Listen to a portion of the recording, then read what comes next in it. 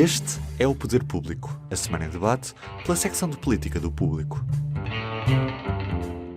Leonete Botelho, São José Almeida, Sónia Sapage. E eu sou a Helena Pereira e vou estar a conduzir o Poder Público esta quinta-feira, dia 18 de maio. Vamos falar de ameaças, reuniões secretas, o SIS a ligar à meia-noite. A Comissão de Inquérito Parlamentar da TAP tornou-se palco de uma discussão insólita em que pouco já se fala da própria empresa pública. Esta quarta-feira foram ouvidos o ex-adjunto de João Galamba, Frederico Pinheiro, e a chefe de gabinete, Eugénia Correia. Foram cerca de 12 horas de inquirição, em que o que transpareceu foi desorientação face àquilo que inicialmente estava em causa. Uma reunião secreta, que afinal foram duas, entre o Governo e a ex-CEO da TAP, para combinarem perguntas e respostas a serem feitas e serem dadas no Parlamento sobre a polémica indemnização de €500 mil da ex-administradora Alexandra Reis. Perante tanta confusão sobre a intervenção do SIS para ir buscar um computador do ex-adjunto, Leonete Botelho, começo por ti. Perante também acusações de roubo, que o próprio já rebateu, e de versões sobre agressões e sequestros na noite do dia 26 de abril no Ministério das Infraestruturas, o Ministério Público já devia ter agido no sentido de apurar, por exemplo, se houve ilegalidade na atuação do SIS ou no eventual sequestro de uma pessoa no Ministério. Esta manhã, ao fim de 2 semanas de o Público ter inquirido a PGR, esta afirmou à luz apenas... confirmou à luz a existência, e passo a citar, de inquérito tendo por objeto os factos ocorridos no Ministério das Infraestruturas e aqueles que com os mesmos se encontram relacionados. Apenas isto que sabemos. Portanto, voltando à pergunta inicial, o Ministério Público já devia estar mais atento a este caso e a que em particular? olha, em relação ao Ministério Público, eu quero acreditar que tem estado atento e apenas não divulgou a informação, mas queria fazer só um ponto prévio. Eu penso que é importante, sobretudo no dia de hoje, porque são 10 e pouco da manhã e o dia vai ser bastante longo. A audição do Ministro João Galamba vai começar às 5 da tarde. Pelo meio é natural que se ouçam o Primeiro-Ministro e o Presidente da República. É também natural, e pode acontecer que venham algumas coisas mais a conhecimento público, e portanto eu só quis fazer este ponto prévio porque é este o momento em que falamos, não é? Estamos a falar de um momento muito particular que pode ser completamente ultrapassado pelos acontecimentos. Dito isto, a tua pergunta era sobre o Ministério Público. Estou convicta de que o Ministério Público não tem capacidade para averiguar e investigar a atuação dos serviços de informações, que é, no meio de tudo isto, de todo este circo, aquilo que me parece mais grave e mais importante. E como não tem, a única entidade que me parece, à luz da lei, ter essa capacidade é de facto o Conselho de Fiscalização do CIRP, que a primeira coisa que fez foi emitir um comunicado sem sequer ouvir as partes. Ainda antes da Comissão ter falado. Exatamente, e portanto sem ouvir pelo menos a parte, nomeadamente o chefe de gabinete, que ontem se queixou de ter sido ameaçado pelo SIS. E portanto, e também há aqui uma outra questão que é muito importante, e eu estou a fixar-me na atuação do SIS, porque acho que tudo o resto é demasiado filme de cowboys para ser politicamente relevado, a não ser pelo facto de ter ficado absolutamente claro que o Ministério das Infraestruturas é neste momento uma bandalheira.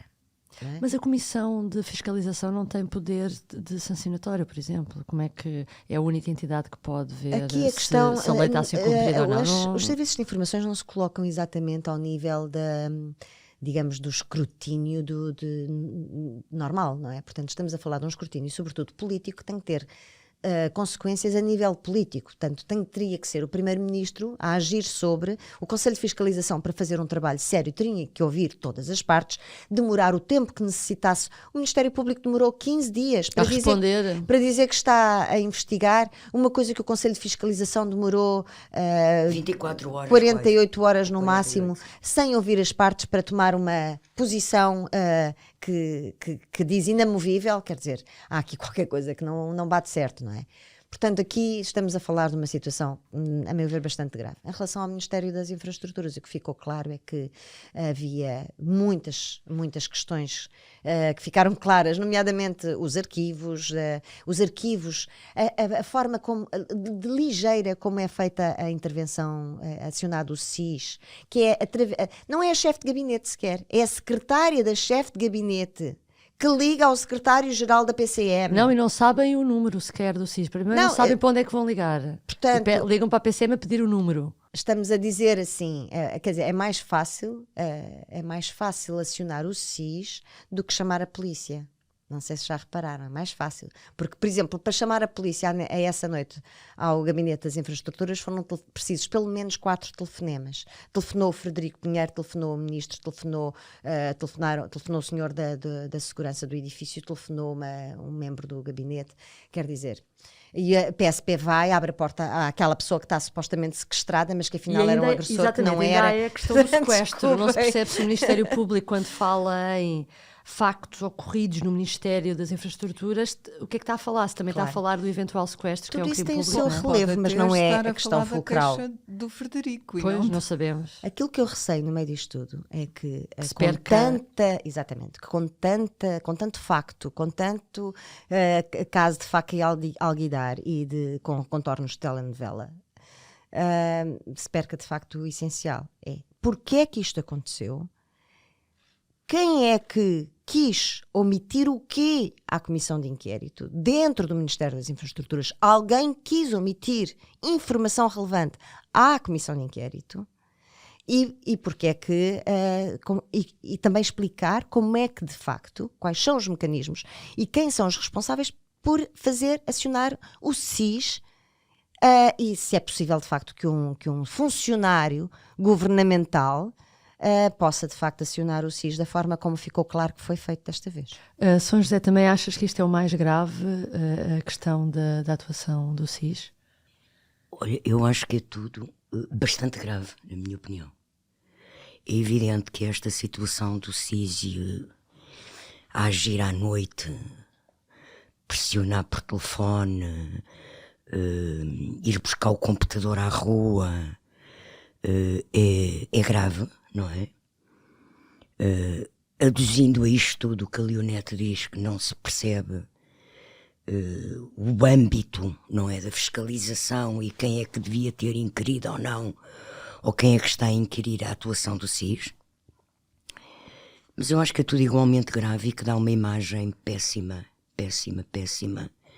de como atua não só o governo, ou aquele ministério, porque os outros ministérios, pronto, porque nós saibamos, não teve ainda este tipo de situações, mas também as instituições do Estado, porque de facto as forças de segurança e os serviços de informação existem para dar segurança, não é?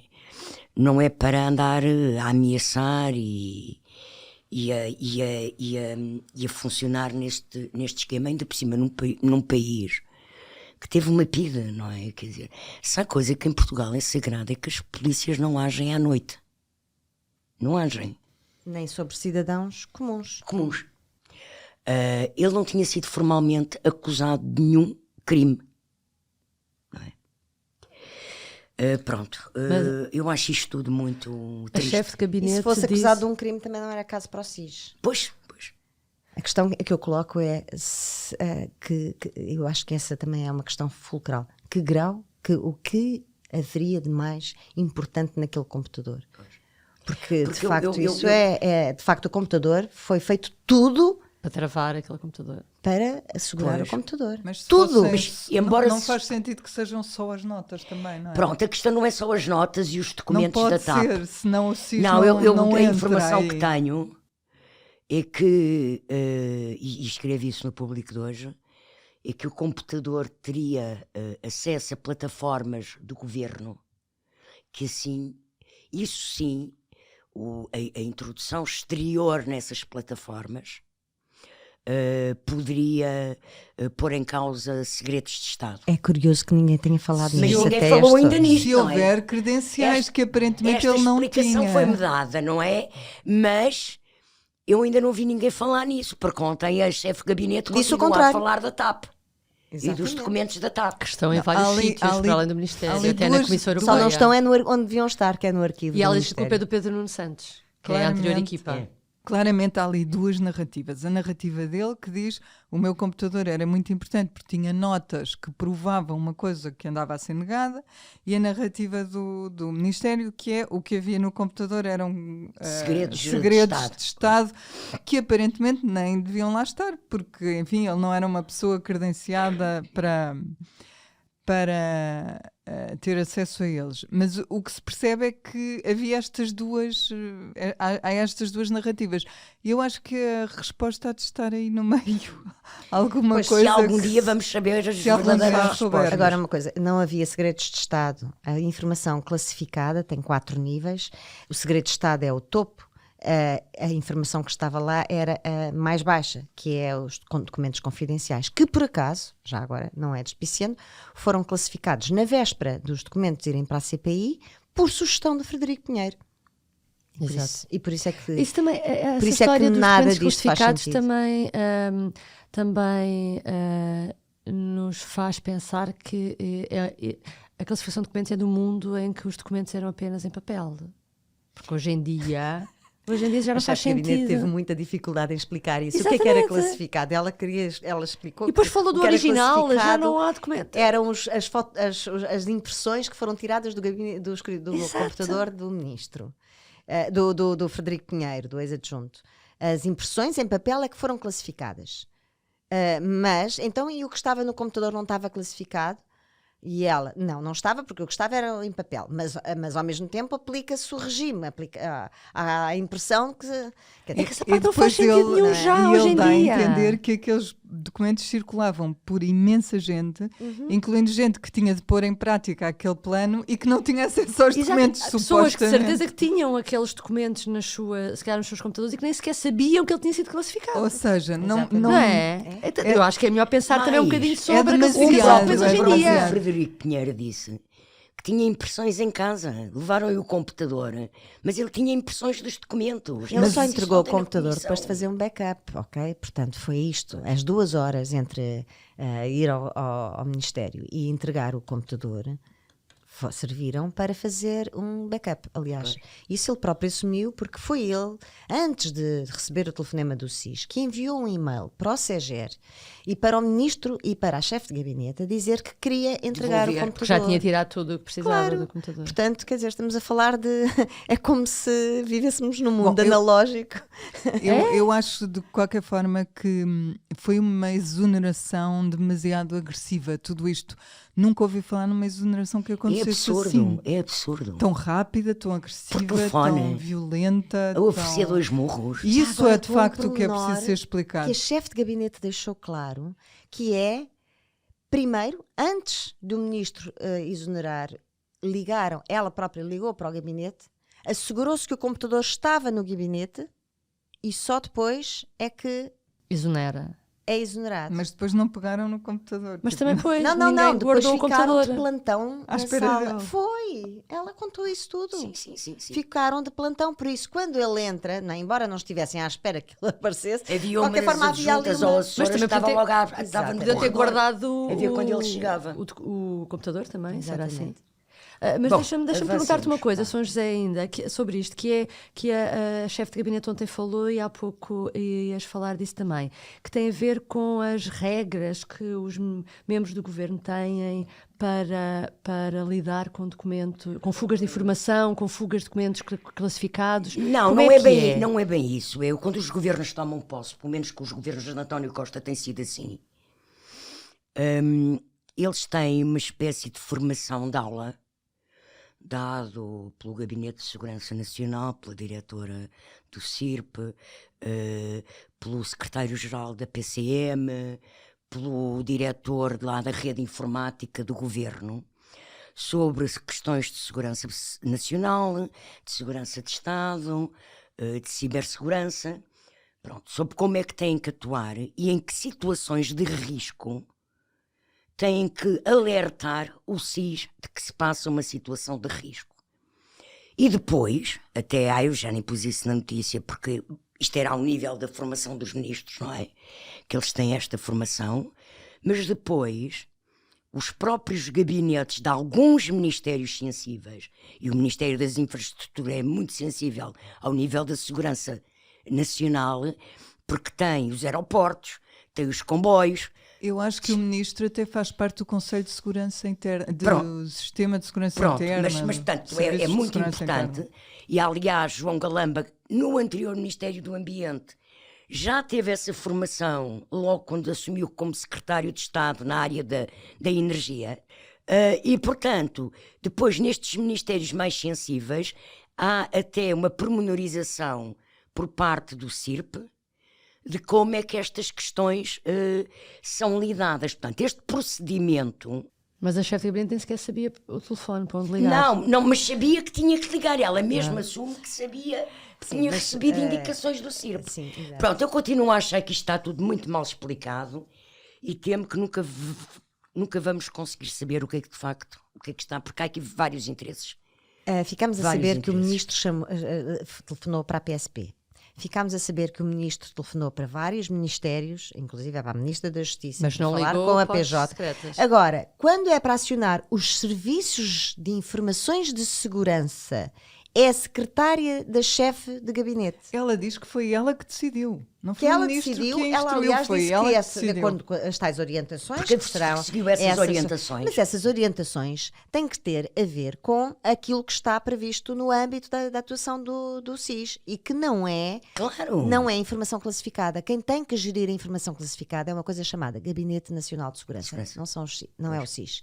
E não estava em curso nenhum envenenamento das barragens nacionais. Sim, nem de um ataque a um Não é? comboio. Não é? Portanto, Eu estamos acho a que falar de ali coisas completamente diferentes. a audição dela, eles tiveram duas audições totalmente diferentes. Ele num estilo, ela noutro, e eu acho que ambos eficazes a cumprir o que queriam, o objetivo que tinham. E o objetivo dela claramente era blindar o ministro, era criar Mas uma... isso é óbvio, não é? Protegê-lo. Claro, mas eu acho que ela É a função dela. foi a função Chegou dela e chegou lá Chegou para o fazer. foi a entrar em contradições com o próprio ministro. Pronto, por um caminho. e quer dizer, e a credibilidade e a solidez do depoimento durante 5 horas do ex-assessor Frederico Pinheiro, em comparação com a credibilidade do depoimento dela, não sei, olha, a mim não me convenceu muito o depoimento dela, porque claramente estava na cara que ela estava a proteger o ministro. Sim, mas E aliás, a arrogar-se, justamente... desculpem até dizer isto, a arrogar-se de uma importância e de um poder de decisão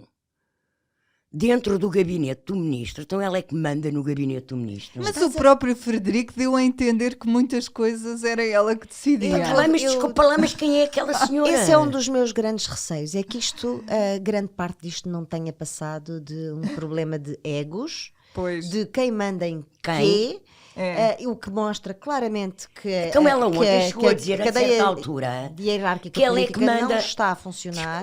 Ela chegou a dizer a certa altura que quem manda no telefone é o Ministério, porque ela disse uma frase do Eu é tipo, que sou pago eu é que paga a conta. as faturas. Não, Não, por acaso ela- somos nós ela- todos, não é?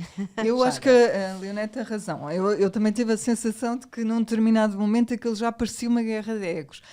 Ela não sabia da reunião, eu sabia. Ela diz que paga a conta. E ela não duas tinha- Há uma figuras. questão de E ela egos. também não tinha acesso a documentos importantes sobre a TAPA. Era só Nem o Frederico ela nem Pinheiro. tinha sabido. O Frederico, numa determinada altura, diz que está convencido que ela nem sequer soube da reunião preparatória Exatamente, ele Portanto, diz exatamente havia ali isso. duas cabeças, não é? Além do ministro, e isso criou Portanto, dificuldades. eu acho era que sim. aquilo que eu há bocado chamei de bandalheira, portanto, não, os documentos classificados que não estão nos arquivos, mas ninguém sabe também exatamente onde é que estão, esta coisa de quem manda em quê e a que horas, portanto, ela percebeu-se perfeitamente pelo depoimento da chefe de gabinete de que ela quis não só atribuir culpas ao ministro anterior, como apontar o facto de que o ex-adjunto Frederico Pinheiro já vinha desse e tinha demasiado poder e poderes que não deviam ser dele. Portanto, há aqui uma questão de egos e depois parece-me que depois isto é tipo uma bola de neve que começou com um grão de areia lá em cima da colina ou pouco uma pedrinha, que poderia ser alguma coisa que se queria esconder e aquilo foi pela ribanceira Ladeira abaixo, a enrolar e chegou cá ao fundo e espatifou-se contra o Ministério das Infraestruturas. E agora é uma confusão Exatamente. dos diabos. E agora vamos ver, porque eu acho que este é um caso muito grave em que o Primeiro-Ministro está completamente enredado. Ao ficar com o João Galamba, não é? Vamos ver o destino dos dois. Não, mas para pegar nisto na bola de neve, deixa-me só perguntar à Sónia. Já se sabe que a Comissão Parlamentar de Inquérito vai terminar os seus trabalhos em junho, julho. Foram agora agendadas as últimas audições, que é Pedro Nuno Santos e Fernando Medina. Há alguma pressão dos partidos da oposição para prolongar os trabalhos, ou seja, para tentar esticar ao máximo esta polémica, ou como o PS deseja, e em princípio fecham o dossiê no verão, as pessoas vão de férias e depois em setembro logo se vê? Eu não sei se existe essa pressão de algum modo. Existe esse desejo e já muita gente disse que é inevitável que as audições, que o trabalho se prolongue depois das audições. Mas há de certeza pressa do PS para que termine, porque de facto, por todas as razões que nós temos dito aqui, isto é um problema que está em crescendo, não é? Nós, às vezes o balão, alguém pica o balão, não é? E o problema desinsufla. Aqui não é nada disso que está a acontecer, é como dizia a Leonete, vem aí o novelo pela ribanceira abaixo e só vai crescendo. O problema de prolongar isto mais do que o verão, já falámos aqui sobre ele, é que tens a seguir o orçamento, enfim, era prolongá-lo demasiado tempo e eu já não sei se a oposição, contente com os resultados que saírem dali, não quererá também que se resolva a tempo de haver uma remodelação, qualquer coisa que não seja espetacular para o governo. Em São José, o Ministro das Infraestruturas está por um fio? Eu não sei se ele está por um fio, quer dizer, perante a opinião pública, acho que já nem sequer tem fio, não é? Tem a mão, está de mão dada com António Costa. O fio já rasgou. Agora, eu não sei se... Temos aqui várias hipóteses, nunca ninguém sabe o que é que a cabeça do Dr. António Costa se decide e qual é o coelho que ele tira da cartola para surpreender. Mas temos aqui assim vários planos. É evidente que António Costa disse que tiraria conclusões no final da comissão de inquérito, doesse a quem doesse. Portanto, é possível que no final da comissão dos trabalhos, do relatório apresentado, António Costa decida demitir então Galamba, o que nem sequer é contraditório com a razão porque ele não o demitiu logo, porque ele quis fazer um chega para lá ao Presidente, e aos meses em que o Presidente tinha em cima da mesa, embora dizendo que não dissolvia, não tinha condições para dissolver a questão da dissolução, isso estava a enervar verdadeiramente o Governo e o Primeiro-Ministro, e ele segura o Galamba para dar um chega para lá a Marcelo Rebelo de Sousa, dizendo quem decide sobre o Governo sou eu. É evidente que foi buscar o pior caso, o mais lamentável para fazer o chega para lá. Ministério, nesta circunstância, para fazer essa afirmação de poder de Primeiro-Ministro e chefe de Governo. E, portanto, ele pode chegar ao fim da comissão e, como marcou o seu ponto antes, perante o Presidente, retirou-o agora. Mas também pode mantê-lo lá, porque lembrem-se que o argumento de António Costa foi que em sua consciência não podia demitir, porque não foi o ministro que atirou tinha atirado a bicicleta, que afinal não foi atirada, não foi o ministro que, como dizia Costa, que houve um roubo, portanto, e como ele próprio até disse e enfatizou, o ministro tecnicamente é muito bom. Pronto, e tem cumprido. E sabemos na sua agora, opinião, nem foi ele a chamar o SIS. Pronto, na sua opinião, ele é um bom ministro. Agora, também há aqui uma questão, que aliás já eu e a Leonete já falámos disso. Neste momento, o chefe de gabinete ontem falou da importância daquela documentação no momento que se está a vender de venda da TAP. E, portanto, eu penso que na cabeça racional e pragmática do Primeiro-Ministro, ele aguentará João Galamba no Ministério das Infraestruturas Até à venda. até ao momento da venda. Porque quem está a tratar Isso disso... não é este ano, como o governo já deixou claro. Óbvio, minha Isso filha, não mas é este então ano. João Galamba poderá ficar no governo este ano todo e até para o ano. Aliás, digo-te uma coisa, eu não tenho bolas de cristal, mas conhecendo eu, de acompanhar a prática governativa e de gestão governativa de António Costa nestes 7 anos, eu, para mim, tenho na minha cabeça que a interpretação, o modo como eu vejo isto, é que António Costa só deseja remodelar o governo depois das europeias. Pois é como se, Ou seja, ele até pode como se nada substituir o acontecesse, ministro. nada Até tive- pode acontecesse substituir o entretanto. ministro. Ou outro. Mas uma remodelação, não é? Só após as europeias. Sabem o que é Mas que não isto me sei, faz lembrar? Há um enredo clássico do cinema que a mim fez-me lembrar o Thelma e Louise, que é duas... Não acabou bem. Exato. São duas raparigas que saem para uma noite divertida ou para um fim de semana divertido. Algo corre mal e a partir do momento em que é cometido um crime, ela, embora tenha sido em legítima defesa, mas foi cometido um crime e elas, a partir daquele momento, para Uma bola em encobrir crescendo, sim. aquilo, lá está, vão sucessivamente cometendo mais crimes, até que ficam sem margem de saída e, portanto, entram no carro e atiram-se pelo suicidam-se. abismo Avançaram, abaixo. é? A mim parece-me um pouco, deixa-me só acabar esta ideia, que é um pouco esta ideia. António Costa meteu-se no carro com João Galamba, o carro não está em boas condições e isto não tem como acabar bem. Bom, e eu quero lembrar aqui outra coisa. Porque nós estamos muito centrados agora no caso João Galamba. Mas eu lembro que aquela comissão de inquérito foi constituída para investigar sobre a indenização da TAP à doutora Alexandra Reis, que o Inspeção-Geral disse que não era legal, que a senhora engenheira Alexandra Reis já disse que estava disponível para devolver o dinheiro e vai devolver o dinheiro. E, portanto, esta comissão de inquérito é para averiguar Se alguma vez lhe das pedirem de facto decisões... o dinheiro. Espera. Averiguar das decisões que foram tomadas pelo Ministério das Infraestruturas e ou das Finanças sobre essa indenização pelo ministro Pedro Nuno Santos ainda. E sobre depois ela ter sido, ainda no tempo do ministro João Leão, e depois ela ter sido nomeada para a nave e não ter devolvido o dinheiro, e o ministro não se ter lembrado disso, o ministro das Finanças sabia ou não sabia, e depois convida para a secretária de Estado do Tesouro. Portanto, este é o verdadeiro âmbito inicial da comissão de inquérito.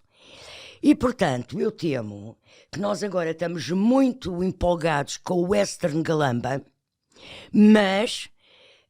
no mês de junho, as audições do secretário de Estado Hugo Mendes, do ex-secretários de Estado Hugo Mendes, ex-ministro Pedro Nuno Santos e ministro atual das Finanças Fernando Medina, vão também trazer revelações muito importantes e que essas são as tais que agora parece que toda a gente esqueceu que está a ser averiguado, mas que está a ser averiguado.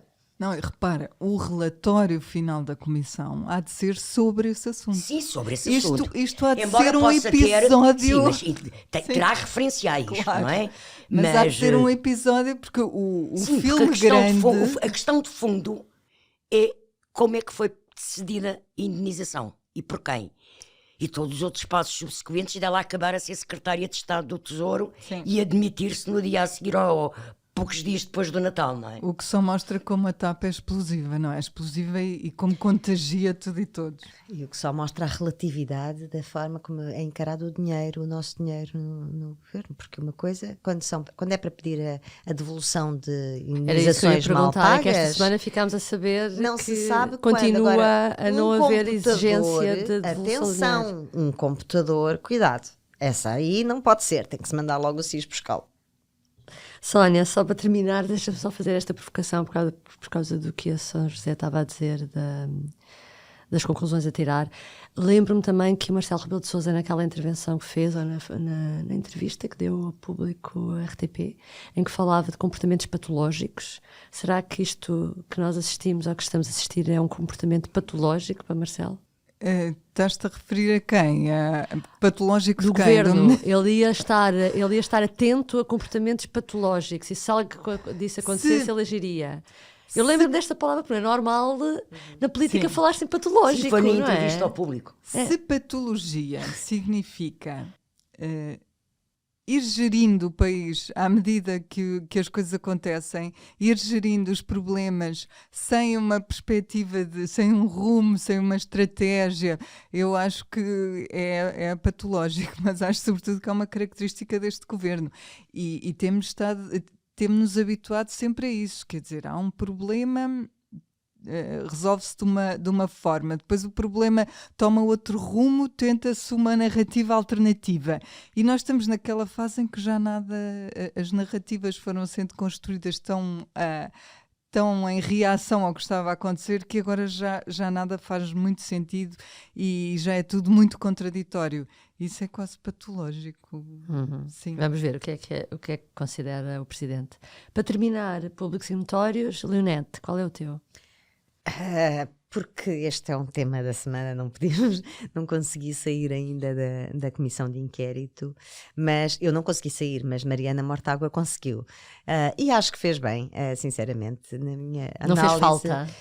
Não, quer dizer, ela está a preparar-se, daqui a 15 dias vai assumir a liderança do Bloco, com toda a certeza, e portanto admito que tenha que se preparar para uma tamanha tarefa. Portanto, ela até agora nas comissões de inquérito tem sido o seu grande desafio, o seu grande palco. Agora é outra situação. Por outro lado, foi um momento importante, este é um segundo momento da comissão de inquérito, não é? É um momento em que começam de facto a perceber-se as responsabilidades políticas na forma como é gerida uma grande empresa estratégica, e é gerida por um ministério que funciona assim, da forma como fomos falando em todo este podcast.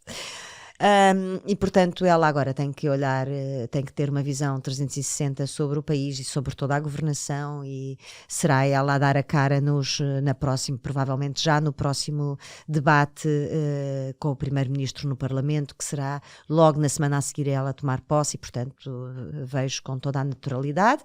E além disso, o Pedro Filipe Soares está também, como se viu ontem, totalmente preparado para este desafio. Também já agora, só a talho de foice, outra mexida na composição da comissão de inquérito foi a entrada de André Ventura, do líder do Chega, como suplente, e claramente é para aproveitar o protagonismo que estes momentos políticos lhe dão, e ele sabe como aproveitá-los. E não escolheu um momento qualquer, não é? Logo... São José, qual é o teu público notório? Olha, eu quero falar sobre uma lei completamente disparatada que foi proposta pelo Ministro e aprovada pelo Conselho de Ministros, pelo Ministro Manuel Pizarro, que é a lei anti-tabaco, não é? Já que muita gente falou sobre isto, quer dizer, vamos passar a proibir o álcool, vamos começar a proibir o café. Pronto, o álcool é bastante mais pernicioso do que o tabaco, mas pronto.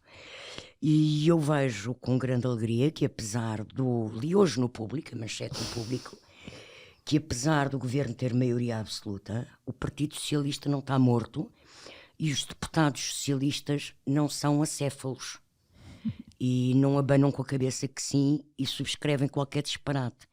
Neste caso, deputadas, porque a Maria Lopes tem um texto com as deputadas Isabel Moreira, Alexandra Leitão e Marta Temido, das quais duas delas já foram ministras, Marta Temido, ministra da Saúde, em que assumem críticas, umas mais violentas, outras menos violentas, à lei, do exagero da lei, do puritanismo, do calvinismo da lei, do eugenismo mesmo da lei. E isto são termos meus, não são delas, mas... e, portanto, assumem que vão propor alterações à lei e tentar modificar a lei. E eu acho que isto é importante, mostra que há um partido que está vivo, que há deputados que têm autonomia e independência e que prezam a liberdade de exercício do seu mandato de deputado, e esperemos que tenha resultado, não é?